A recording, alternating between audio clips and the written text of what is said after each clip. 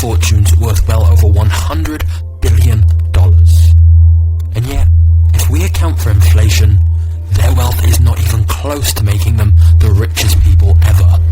So today, we're delving into the past to explore the richest people in history and how they made their unthinkably large fortunes.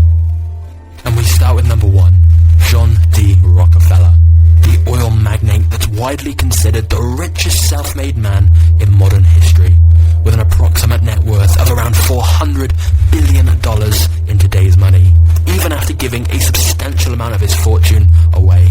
And yet, he started from very humble beginnings. John D. Rockefeller was born into a large family, with a father who was frequently absent and was regarded as a con man who sold worthless potions. So, from a young age, John needed to help provide for the family and took on odd jobs, like looking after the neighbors' turkeys or selling potatoes and candy. Even though these things didn't pay a lot, John was really good at them and worked really hard, so he was able to save enough money to start offering small loans to other people. So even as a young boy, that entrepreneurial instinct was there. But when he turned 16, he dropped out of school and got his first real job as a bookkeeper, earning just 50 cents a day. However, after working there for around 2 years, his employers still refused to give him a meaningful raise, and so he decided to start his own produce business, as he had a goal to make $100,000, and he knew he'd need to build something of his own to reach that target. Luckily, this first job had already taught him a lot, and gave him the experience, connections, and reputation to raise $4,000 for starting his own venture, a business selling goods like meat, hay, and grain, which did well. In the first year of trading, it made almost $500,000. Of course, Rockefeller didn't keep all of that himself. A lot of it went back into business expenses and loans. But it meant when a big opportunity arose, Rockefeller now had some real money to invest. And that opportunity was oil. In 1859, the first American oil well was discovered, which began the Pennsylvania Oil Rush. However, Rockefeller realized that whilst most people were trying to get rich from drilling oil, the bigger profits were actually in oil refinery. So, at just 24 years old, he used the money from his first business to build an oil refinery. Now, around this time, he met a man named Henry Flagler, who was interested in investing in his business. And so, together, they incorporated the Standard Oil Company and began the process of buying out all the smaller, nearby oil refineries that they were in competition with. Whenever any of these refineries refused to sell their business to him, he simply started selling his oil at a loss, so that all their customers flocked to him instead, which would put these smaller companies out of business. These kind of practices allowed the Standard Oil Company to keep expanding across the entire country. They kept buying out rivals, undercutting competitors, and cutting costs wherever possible. The more they grew, the more negotiating power they had, so they could push for better rates and prices and discounts on everything. Rockefeller was also known for some secret shady deals. And so, with all of these factors combined, by the 1870s, Rockefeller's oil company owned 90% of the world's oil refining industry. He also hired the owners of the oil refineries he bought as board trustees, which meant that all the smartest oil experts were all working within one super company, with Rockefeller at the head of it. He owned 20,000 oil wells, had over 100,000 employees, and at the very peak, some estimate its total value would today have been worth almost $1 trillion. This kind of empire was pretty unheard of, but Rockefeller wasn't done yet. At this point in time, the two biggest industries were oil and railroads. So Rockefeller set out to do a similar thing he'd just done with oil, with railroads. However, as he began monopolizing another industry, he also began to become a bit of a public enemy. He was depicted as the ultimate symbol of corporate greed and cruelty. In response to Rockefeller's ever-growing empire, legislation was passed to try and prevent these kind of monopolies. In particular, the Sherman Antitrust Act was passed, which would lead to the breakup of Standard Oil into different subsidiaries. Except, over time, many of these subsidiaries would simply merge back together and are still around to this day, such as BP and Chevron. And since Rockefeller kept his share in all those companies even after they split up, it meant that at the time of his death, he was still the richest person in the world and likely the richest self-made man in all of modern history. Now, what should we actually think about John D. Rockefeller? On the one hand, he made oil an affordable commodity and brought it to the masses. He went from nothing to building a business empire that may never be matched again. He gave around $540 million to charitable causes, which, when you adjust for inflation, makes him one of the most accomplished philanthropists ever. However, on the other hand, Rockefeller was a greedy, ruthless tyrant of business who often bullied, extorted, and exploited others on his merciless path to dominance, especially the tactics used to crush the competition. Biographer Ron Chernow argues his good side was every bit as good as his bad side was bad. Seldom has history produced such a contradictory figure. But what's undeniable is he will always be remembered for his insanely vast fortune and the impact he had. But wait, we now need to travel back in time even further, to someone who was arguably much richer than Rockefeller, and yet many people have never heard of him. However, quick side note before that. The further back in history we go, the harder it is to definitively rank wealth. When we're talking about modern history, it's a lot easier. For example, we can say with a good level of certainty that Andrew Carnegie had an empire worth around $310 billion, as he founded the Carnegie Steel Company, which later became US Steel, the first billion-dollar company in the world. We also know that Henry Ford had an empire worth around $200 billion when he died in 1947, because he founded Ford Motor Company and pioneered assembly line mass production. And so with businessmen like that, it's much easier to calculate their wealth. But once we start talking about the value of owning countries and lands, things get a little blurrier. Even in present day, some people would disagree with the Forbes rich list that puts Elon Musk and Jeff Bezos as the richest people in the world. It's been argued that someone like Vladimir Putin may be the real wealthiest person alive today. It's just difficult to verify exactly what he owns. So, bearing all of that in mind, let's go back to our list of the richest people in history and venture all the way back to the 14th century, where we find Mansa Musa, considered by many historians as the richest human to ever live. Mansa Musa ruled the Mali Empire in Africa for 25 years, which was extremely rich in salt and gold. In fact, some sources estimate they were the largest gold producer in the world and had more than half of the world's total supply. And so Mansa spent the early part of his reign expanding Mali's trade routes, which allowed them to trade their gold and salt all across Africa and Asia. Under his leadership, the Mali Empire tripled in size. He conquered 24 major cities, and it's believed he never lost a battle in his lifetime. However, Mansa also got many territories to join the Mali Empire willingly, due to the relatively high quality of life that its citizens had. However, Mansa wasn't content with that.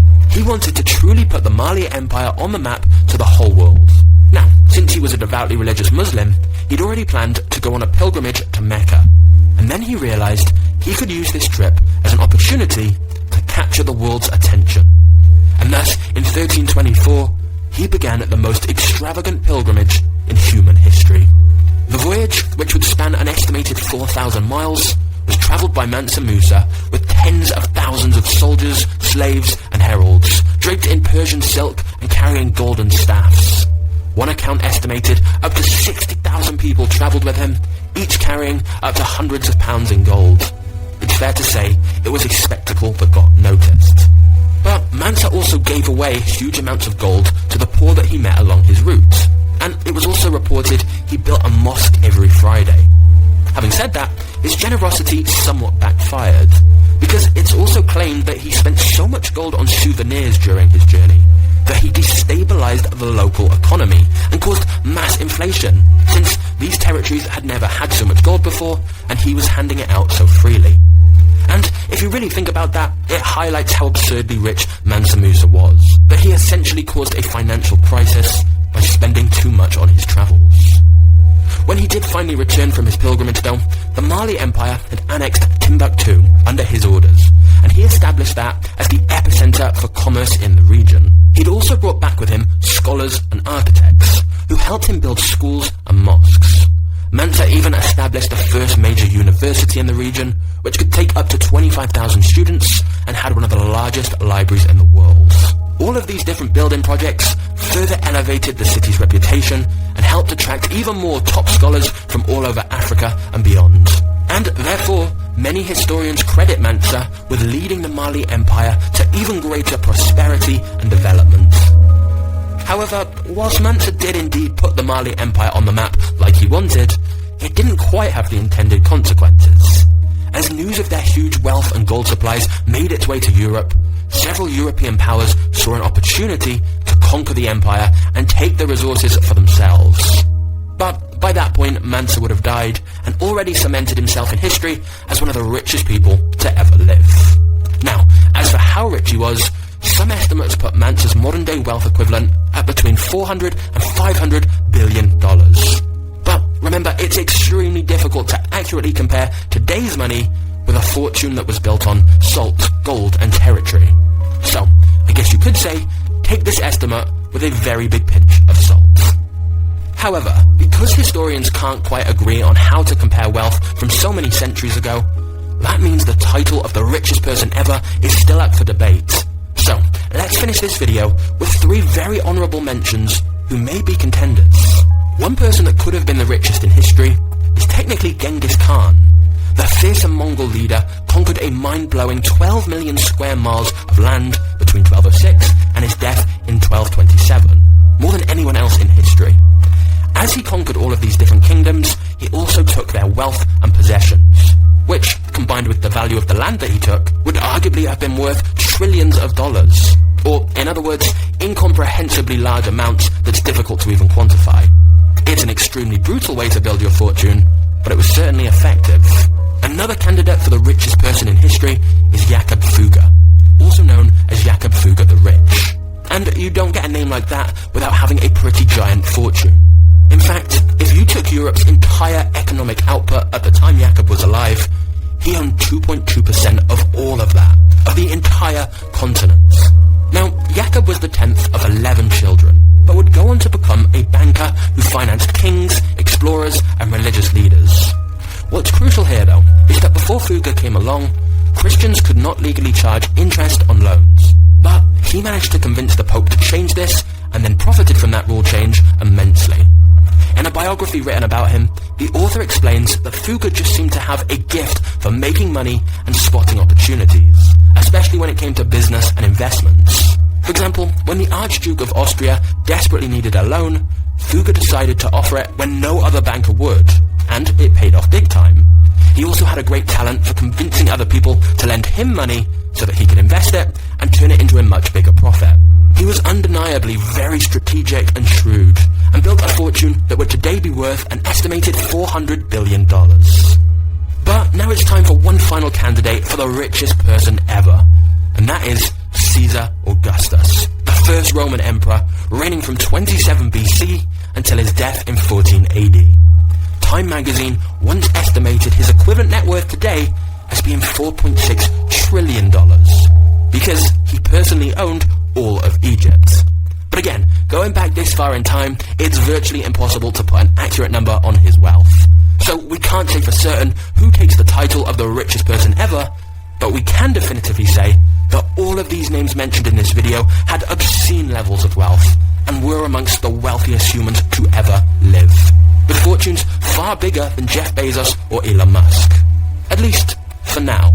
Of course, both of these men are still working and growing their business empires, so if either of them have some more major breakthroughs, like colonizing Mars, then who knows how vast their fortunes may become. But now a question for you. What are your thoughts on all of these incredibly wealthy historical figures? I know for some people, hearing about wealth can be kind of motivating, whereas for other people, it can just seem really unfair.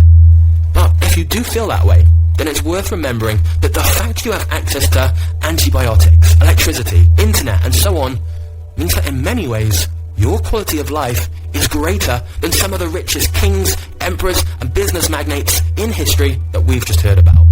After all, you can do something that Rockefeller, Mansa Musa, and all the others never could. You can subscribe to Magnates Media. And if you did enjoy this video, we have plenty more mini documentaries coming very soon on this channel, covering lots more money and business related topics. So please do consider subscribing and turning on notifications. But before you click away, I will leave you with one final thought. If you do want to start building an empire of your own, the internet genuinely has made it possible for anyone to start a business and build wealth. Literally, anyone can get started from their laptop with virtually no startup costs. And so if that's something you are interested in yourself, just click the top link in the description of this video to see how YouTube can enable you to do that, just like it's done for me. I really think it's a great opportunity, so just click the link below for all the details you need. Thanks for watching, and I'll see you next time. Cheers.